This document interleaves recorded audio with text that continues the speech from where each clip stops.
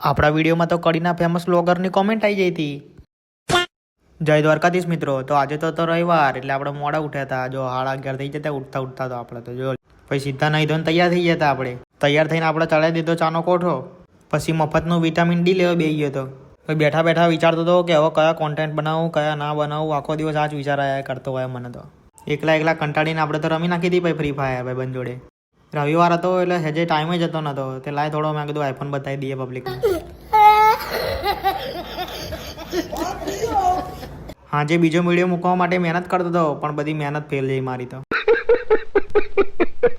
હા જ પડી એટલે આપણે સીધા પતંગ ચકાવવા આવી ગયા હતા પણ આ લોકો મને કે કિને બાંધી દે કે લો.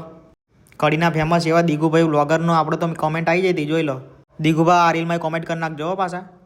રાતે મૂકી દીધું તો દાળ ભાત બનાવવા માટે. આપણે આવી રીતે જ બનાવીએ દાળ ભાત એક ઉપર એક મેલીનો.